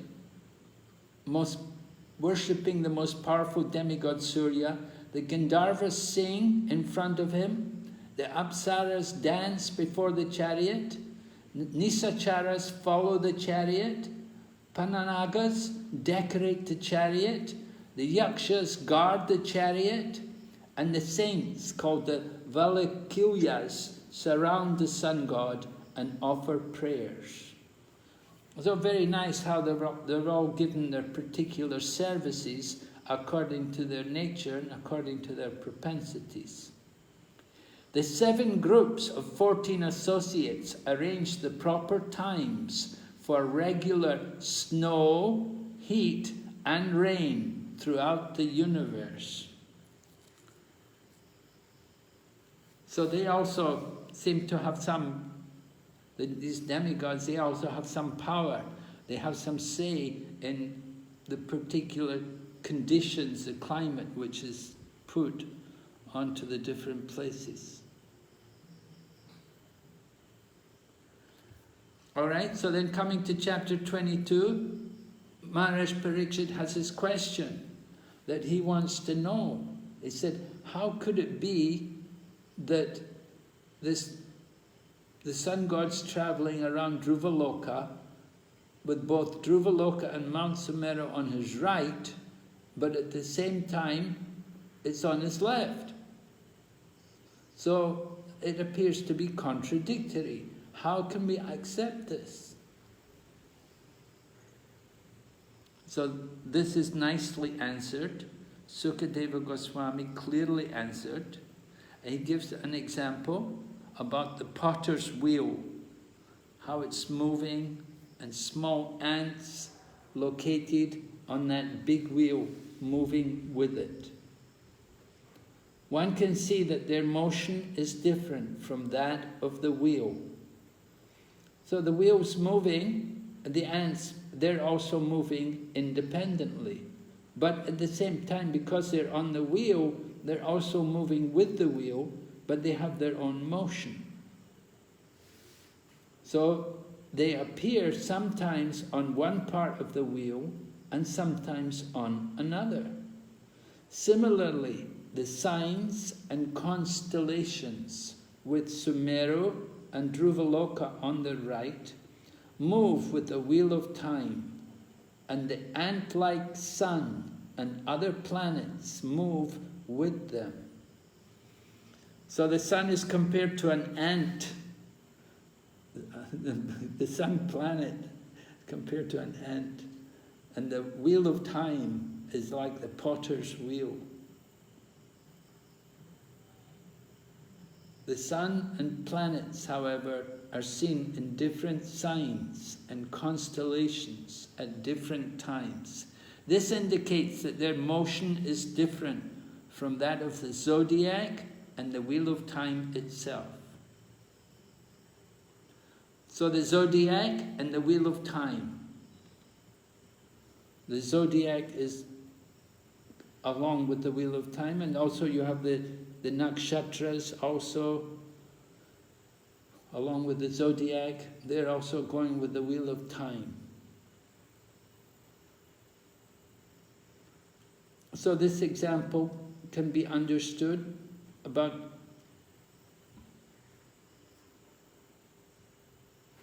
the ants on the wheel, potter's wheel. The potter's wheel is turning, and the ants are on the wheel, so they're also turning with the wheel. But at the same time, the ants are also walking their own way. They're walking in a particular place, they want to go somewhere, and they're not conscious so much that they're moving. So in this way, it's understood how Sumeru and Dhruvaloka can be on both sides.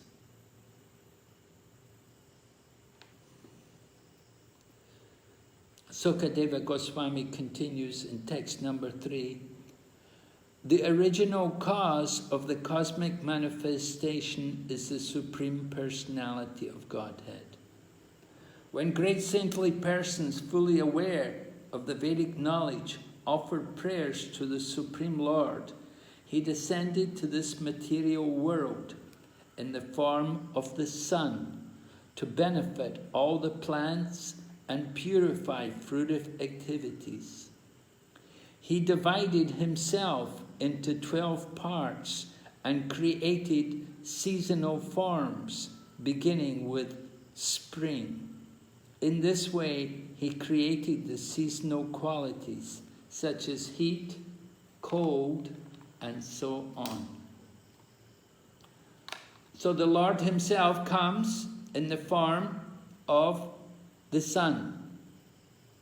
And the wheel of time, the Kala Chakra, that is also the Lord. We know from the Bhagavad Gita, when Krishna is describing the universal form, then Lord Krishna says, "Time I am, destroyer of the world, and I come to claim all people." So Kalis mean this Kala, time, this is Krishna.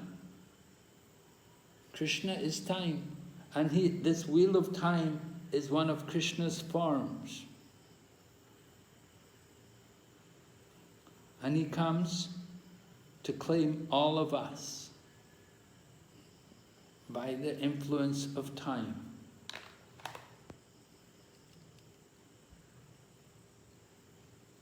So he divides himself into 12 parts. The 12 months, or the wheel is divided into the 12 spokes on the wheel, then the 12 zodiac signs, 12 months in the year, and the created seasonal forms.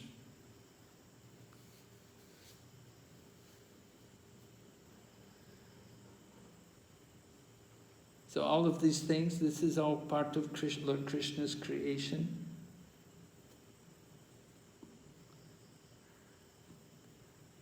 Then Lord Krishna, Sukadeva Goswami continues, according to the system of 4 varnas and 4 ashrams, people generally worship the Supreme Personality of Godhead, Narayan, who is situated as the sun god.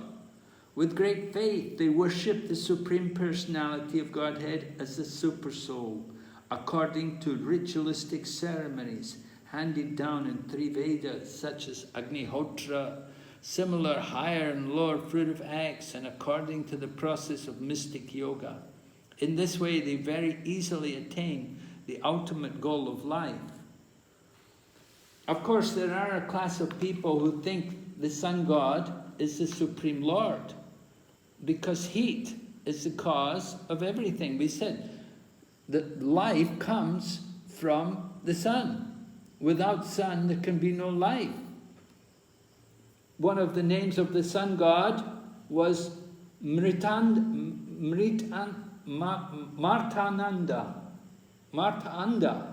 Martanda, was it? And meaning death, the dead egg. The earth, the whole universe was like a dead egg. Bhumandala was dead without the sun. There could be no life. No life was able to exist without the sun. The demigods don't come to enjoy swarga, heaven on earth there without sun. There has to be some good sunshine. Just like we see people travel everywhere in the planet to find the sun. I see so many Russians. The Russians, they would come out of Russia every year to go to countries like Thailand or Vietnam just to get the sun. Because it's so cold in Russia and so dark in the winter and no sun. So people like the sun. And some people think the sun is God, and they will worship the sun as God. But the sun is simply a servant of the Lord, right? We all know that. He's empowered to do this service. And Lord Brahma has reminded us of the position of the sun god. So, some people perform these different Vedic ceremonies, Agnihotri, mystic yoga. They want to get some result. With great faith, they perform their worship. And Sukadeva Goswami said, in this way they very easily attain the ultimate goal of life.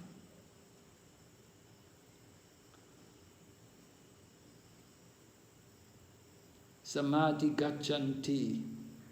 The ultimate goal of life, samadhi.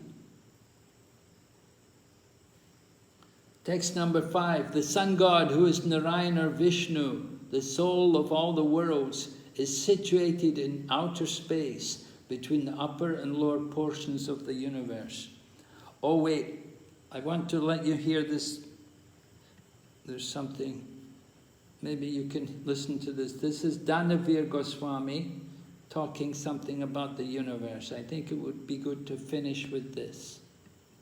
As in a house, electricity regulates coolness, heat, light, sound, etc. So the sun... Can you see it? Yes, Maharaj. You can see. You can see it? Okay. Rays control heat and cold, day and night, summer and winter, darkness and light throughout the universe. The Vedic geocentric model explains how the sun moves around the pole star situated vertically above Earth's north pole. As the sun goes around the Earth globe, we experience day and night.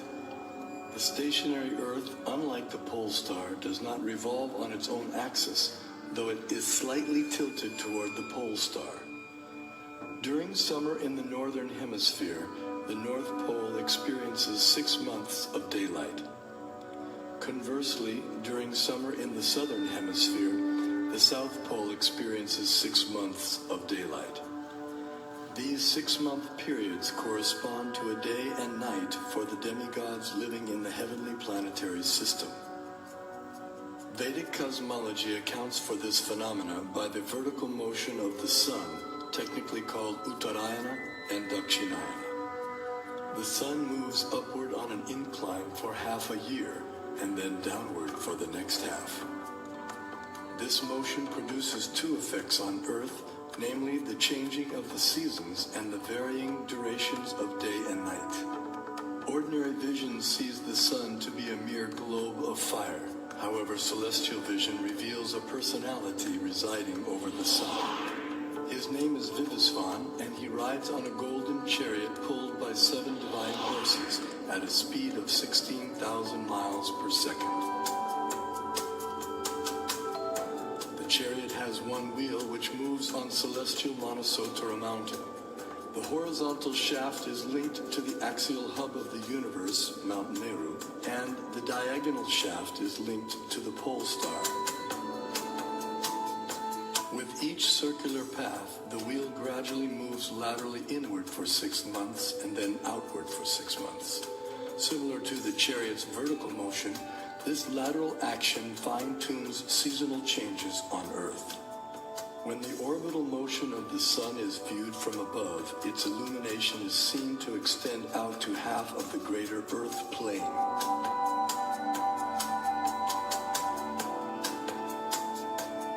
During its orbit, the sun passes over the 4 cities situated in the 4 cardinal directions. The city over which the sun is passing experiences noon, and the city in the opposite direction experiences midnight. The 2 other cities experience sunrise and sunset. The zodiac is a conceptual celestial plate encompassing the entire sky. Like the face of a clock, the zodiac is divided into 12 divisions of 30 degrees each, called signs of the zodiac, or rashis. Each named according to the constellation of stars residing within them. These signs serve as a set of reference markers for measuring the movements of the moon, sun, and the planets. The zodiac completes one clockwise revolution of 360 degrees in every 24-hour period. The moon travels through the zodiac, but due to its slower angular velocity, it completes only about 347 degrees in 24 hours, falling behind by about 13 degrees. The day after the new moon day, we see one moon phase. The next day, the moon again completes 347 degrees, and we see the moon in its second phase.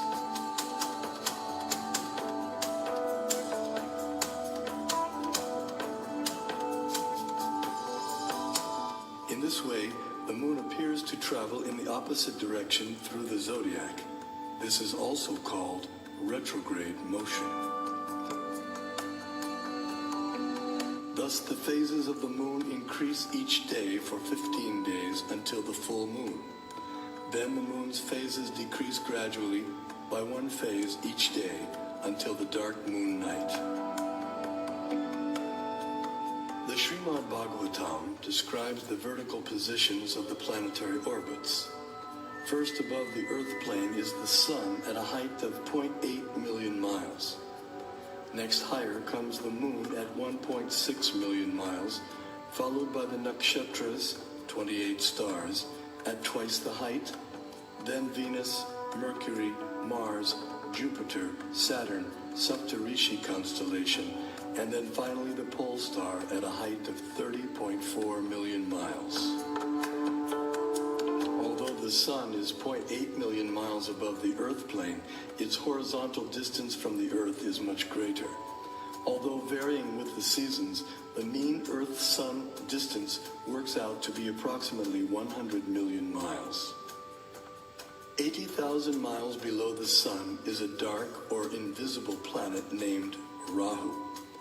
When this planet comes between Earth and the Sun on the new moon day, or Amavasya, while the moon is in the same conjunction or straight line, a solar eclipse takes place. The eclipse is full for those on Earth who are situated in line with the conjunction, while others may see it partially.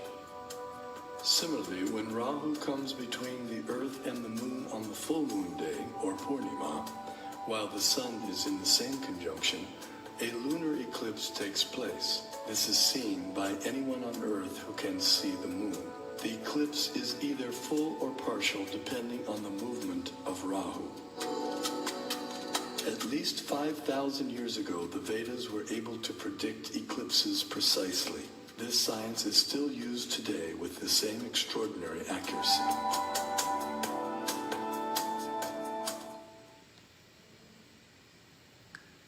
Okay. Did you like that? Very exciting. Sorry? Yes, Maharaj. It was very exciting, Maharaj. Yeah, very exciting, right? Yeah. I thought it would be good for you. Finish off. Okay. Maharaj, we saw in Kannada also, in Kannada language they written Surya Grahana.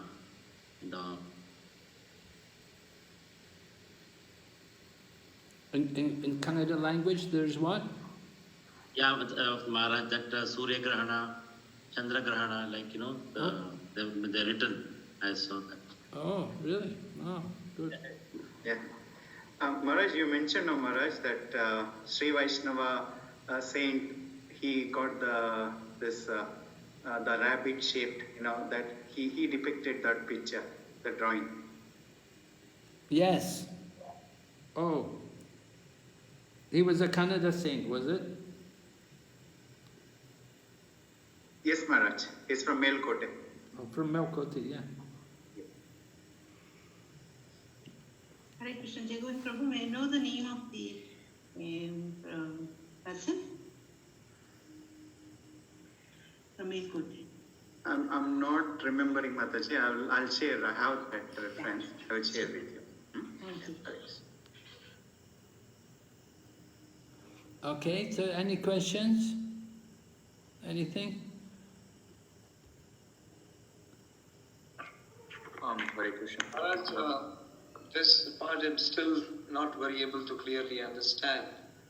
The Bhumandala, whether it is spherical or it's only just circular. Bhumandala is not spherical, it's plain. It's plain, so it's like a circular disc. Yes. And when we say the planet Earth, especially the video which was showing with the sun's movement and the dark and the brightness on one side, it was being depicted as though it's like a globe. Yes. So what is that which is actually a globe there? Well, that's the Earth planet. The Earth is a part of Bhumandala. It's not Bhumandala itself, right? Bhumandala is much more than just the planet Earth. So this planet Earth, you say that it is spherical, and so it doesn't move. It is stationary, or it does also move. The Earth planet, it moves around the pole star. So then, Earth planet is in the Bhumandala. So like Earth planet, there must be millions of other planets also scattered, and if they are moving around the pole star is much above. So what does that mean, moving around pole star? Well, Prabhupada says it's like a chandelier. You know, you have the chandelier suspended from the ceiling, and there are many different things in the chandelier. And so there's different planets also, and if you have the chandelier rotating, so the universe is something like that. It's like a big chandelier with different planets all moving around, but the pole star is in the center. But this is part of the luminaries, Maharaj. But Bhumandala and the Bhu, especially the Earth, is on the Bhumandala, which is the Bhumandala is itself not moving. It is stationary, isn't it? Yeah, it's not exactly on the Bhumandala, right? It's exact. Well, of course, yeah, it must be there on the Bhumandala, but it's within the universe.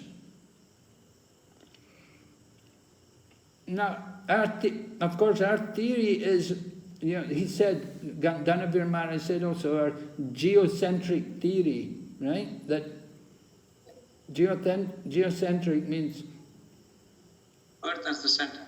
Earth in the center, right? So here, Earth in the center. Yes, Maharaj. So some things are certainly rotating around there, around the Earth. Like the sun is mentioned like that.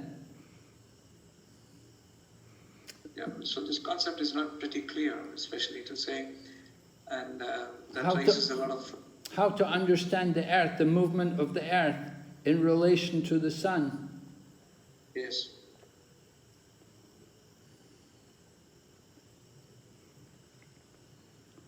I'll think about it. Okay, Maharaj, thank you. The temple of the Vedic planetarium, when that comes out, that will help to make everything clear to everyone, because everything will be shown there in detail, all the different planets and how they move and everything, and the Bhumandala and how it's supported.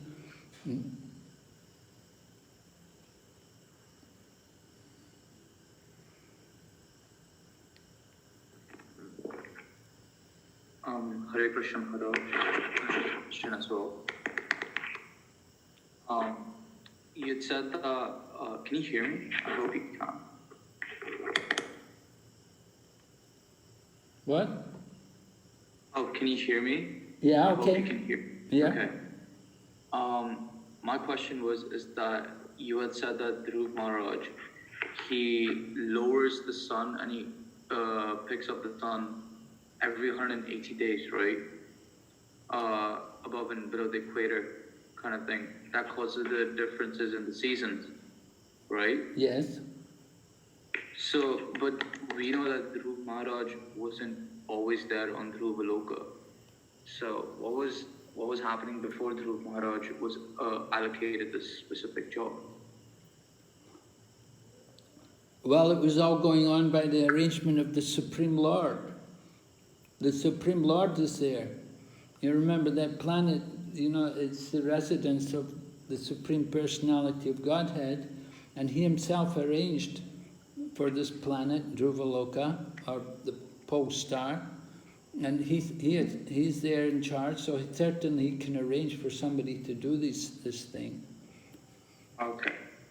Right. Whether, you know, it's described there that Dhruva Maharaj is doing it, with pulling some ropes there, some mystical ropes of wind or air which are there, but you know, it can also be done simply by the mystic potency of the Supreme Lord. Or he can assign somebody else to do it. For this day of Brahma, of course, Dhruva's there only for this one day of Brahma. But in his absence, it must have also been going on. You know, somebody else must have been doing the service. Just like when Yamaraj got cursed, he had to give up being Yamaraj. Somebody took over his duty. You know, Aryama came and took over his service.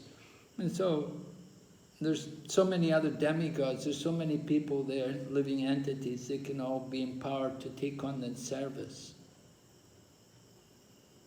Mm-hmm.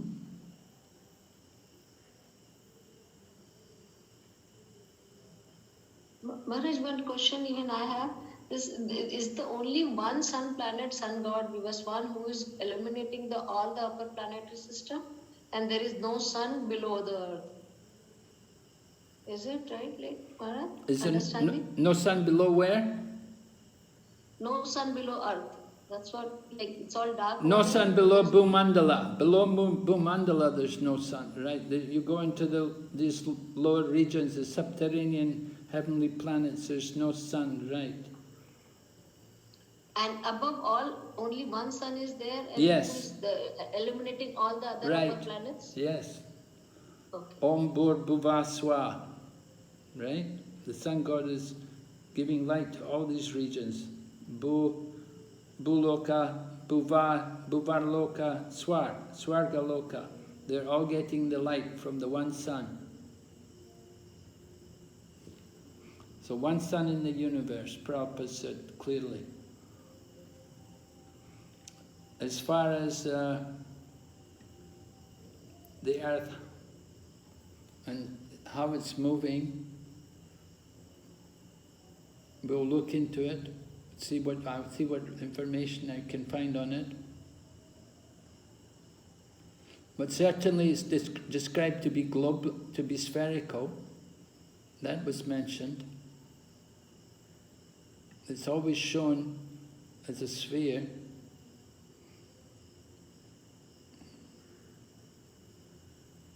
Yes, Maharaj, it is shown as a sphere by the modern day conceptions, but there is really no clear concept of that as a globe, which is referring to what we say as the Bharata Khanda, which refers to the earth in any of the scriptures, as I understand.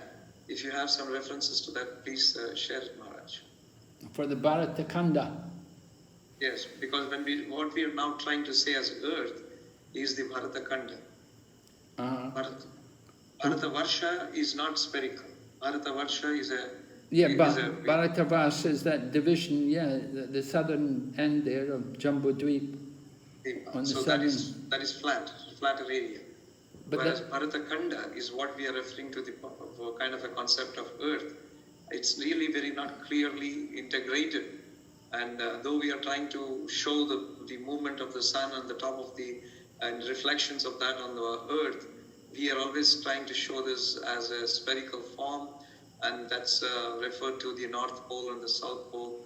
So the question of North and South Pole comes only when there is a concept of spherical aspect of it.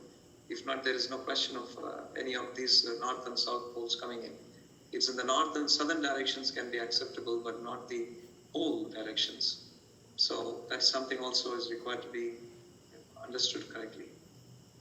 Okay. So we'll think about it, see if we can find any information on that. Maharaj, in accordance to that, I remember earlier you had mentioned that about the diametrically opposite thing, where like if it's midday somewhere else and then it'll be midnight elsewhere. So that would suggest that we are on a globe. But I would, from what I've understood, is that Bhumandala itself is like a flat plane, and then we're somewhere in Bharata Khanda, which is in Bharat Varsha, and as a planet, we're situated over there. Would that be a much more correct understanding? What was the last part you said just before? We're in Bharata Khanda, and then? Okay, so we're in Bharat. So Bharata Khanda is located in Bharat Varsha, and we're as a planet, as the Earth planet itself, we would be situated within Bharata Khanda, right? Yes. So I'm assuming, because earlier that you had mentioned that we're about the diametrically opposite factor, where if it's midday somewhere, diametrically opposite, it would be midnight, right? Yeah. With London and Australia. So I'm assuming that we are on an Earth planet in accordance to this fact, but as a planet, we're situated on Jambudweepa in Bharata Khanda. Would that be much more reasonable to assume? Yeah, no, that's what you say is correct. Yeah. Yeah, we're in Jambudweep on Bharata Khanda. We're in Bhumandala on Jambudweep and Bharata Vars and Bharata Khanda in India. All right. Thank you. And when they chant samskar mantras, when they do samskars, then they will recite all of this, because in the course of making the samskar offering, they have to give detailed information about everything, where they actually are, and the mantra will go like that, will describe like that Bhumandala, Jambudweep, Bharata Varsha, Bharata Khanda, India, and even what village, what house, everything. That's it. That's a proper way to make the samskar. All right. Thank you, Maharaj. Hare Krishna. Hare Krishna. Thanks. Maharaj? Yes? There are two questions, Maharaj, quick questions, I can answer them. Does sun god always sit in his chariot and keeps driving the chariet? He doesn't get rest to his loka? Well, There's one question by one devotee. That's what it said. It said the sun god's always driving his chariot. He's always doing. I don't. It's difficult for us to understand, but he must be very dedicated to his service. But when you have a service like that, you have to really be steady in it, right? We cannot really understand also the nature of time. How do they perceive time? How do we perceive time? It's on a different level. We know that 1 day of demigod time is 1 year here. So the time for the sun god there driving the chariot around the wheel of time, we cannot begin to understand what time we're talking about. We simply have to accept these words of the Shastras. We don't have the qualification really to fully understand, but we are told that's what he's doing. He does this constantly. He's driving that chariot. Okay, thank you, Maharaj. Maharaj, one last question, Maharaj. This is from Malini. Hare Krishna, Maharaj, does it mean that wind god controls the sun god as the wind of rope pulls or loosens the sun?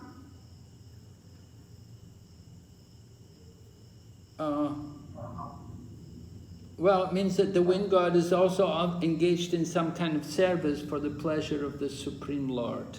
Remember, the sun god is also performing the sun god is actually empowered by the Supreme Lord to do this particular service. The sun god himself is Surya Narayan.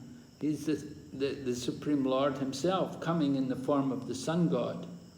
And similarly, the wind god can also arrange for the wind to facilitate the service of the Supreme Lord in the affairs of the universe. There's perfect harmony among the demigods. They're all in the mood of working in cooperation for the Supreme Lord. So the wind god, if the wind god is required at all, but I would imagine it all simply arranged by the mystic potency of the Supreme Personality of Godhead. Simply by the desire of the Supreme Lord it can be arranged.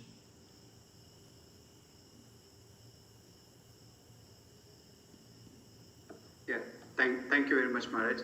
Maharaj, one last question by Kavirupa Mataji. Mataji, you can ask quickly, one short question. Yeah. Hare Krishna Maharaj, Dandavat Pranam. It's really wonderful to know about our Vedic cosmology. Nicely, beautifully you have explained. I have one question. Heavenly planets like Swargaloka, Bhurloka and all you mentioned, and also this the planets like Jupiter, Mars and all. Is it how is it been arranged, Master?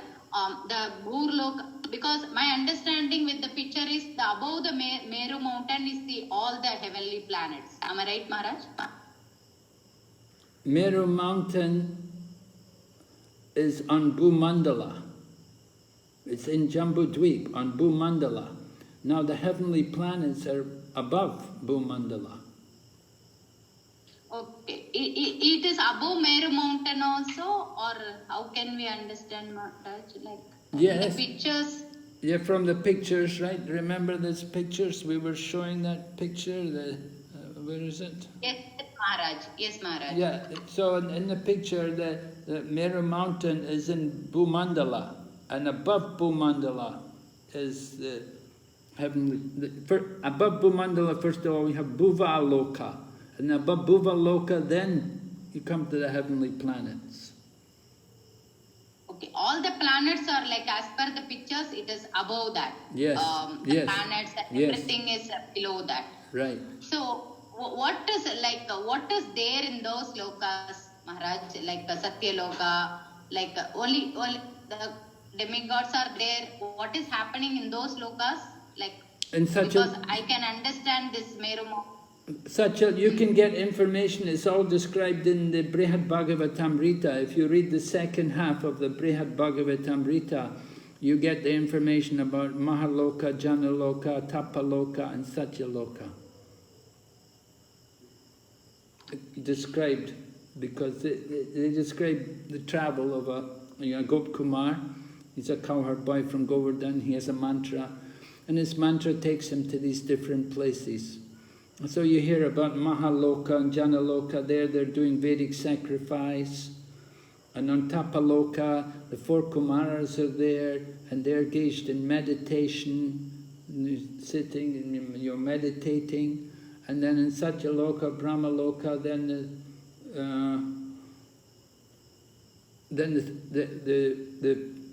the Yagna Purusha's there. Oh, no, maybe that's in Mahaloka. The Yagna Purusha's there in Mahaloka or Tapaloka, and he accepts the offering, he personally accepts the offerings when they make them.